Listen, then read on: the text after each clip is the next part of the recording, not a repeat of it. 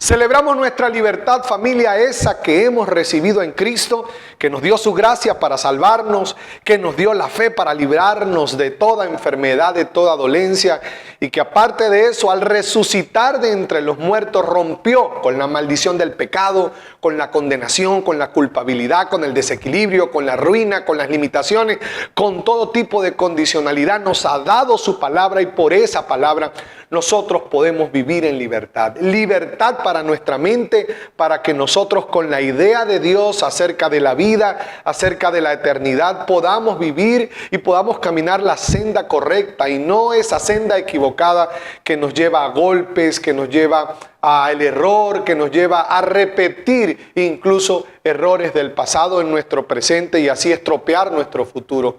Esa libertad que tenemos en Cristo que nos permite tener un corazón sano, libres del odio, libres de la falta de perdón, libres de la amargura y de todo tipo de sentimiento que en definitiva no terminan por perjudicar a las personas a quienes dirigimos o por quienes mantenemos esos malos sentimientos, sino que nos perjudican a nosotros mismos. No vale la pena odiar, no vale la pena no perdonar, no vale la pena la amargura, el rencor, el resentimiento. No vale la pena porque haces un esfuerzo, inviertes unas energías que terminan autodestruyéndote. Por eso es que se llama esclavitud, porque aquello que te hace daño a ti mismo te esclaviza, como no tener la disciplina para cuidar tu cuerpo, para cuidarte físicamente. Hay algo de esclavitud allí que empieza en la mente, que baja al corazón y que se manifiesta en el comportamiento, en la conducta. Un espíritu esclavizado es aquel que no responde a Dios, a los hábitos del cielo. Y todo viene a causa de la pecaminosidad, el pecado que abre puertas, porque estimula lo carnal, incentiva lo carnal. Y por tanto entonces cuando le damos prioridad a lo carnal, terminamos perjudicados. Por eso la Biblia expresa que hay una lucha entre la carne y el espíritu. La carne que por causa del pecado se ha vuelto defectuosa busca el perjuicio. Y el espíritu que busca el beneficio y la conexión con Dios. El pecado entonces nos estimula a lo carnal. No es que nos estimule a lo malo, ¿sí? Sino a lo carnal. Y lo carnal y mundanal es lo que arrastra a lo malo. Ahí viene la influencia mundanal, la inclinación y el interés por lo mundanal. Lo trae también el pecado, así como el estímulo carnal. O sea, mientras hay pecado reinando, gobernando nuestra vida, controlando nuestra vida, evitándonos el dominio propio, vamos a estar estimulados a lo carnal, al egoísmo, al resentimiento, a los malos sentimientos del corazón, a la rabia, el enojo, a la envidia, ¿sabe? Porque estimula lo carnal. Y también el pecado, al abrir puertas, influencia a lo mundanal. Nos hace inclinarnos, interesarnos por las corrientes de este mundo que, como sabemos, llevan a la perdición. Pero aparte de eso, trae acciones demoníacas, sea por influencia o sea por posesión. La fe en Cristo neutraliza el poder de la carne, el poder del mundo y el poder del diablo sobre nosotros. Y por tanto entonces nos libera. En la lectura de hoy vemos el caso de un hombre que cayó bajo la posesión demoníaca.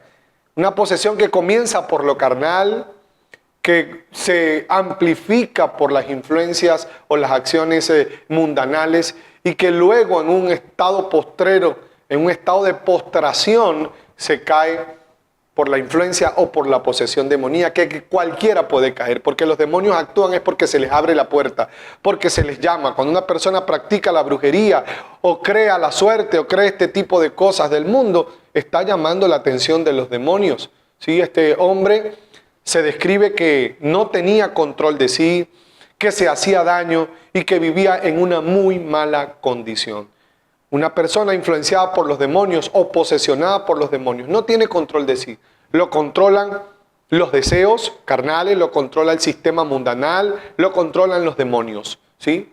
Y eso termina entonces llevándonos a lo segundo. Lo malo nos destruye, nos hace daño y no nos permite bienestar, vivir bien.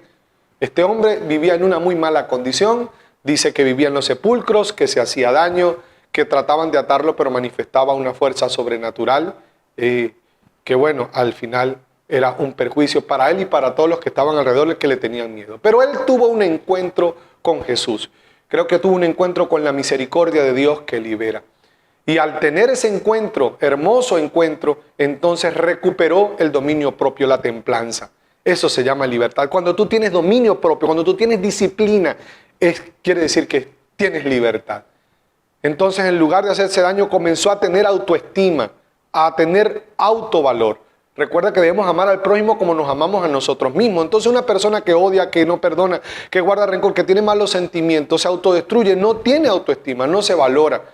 ¿Y cómo entonces podemos amar a Dios? Es lo que dice la Biblia. Si amamos a Dios, lo manifestamos amando al prójimo.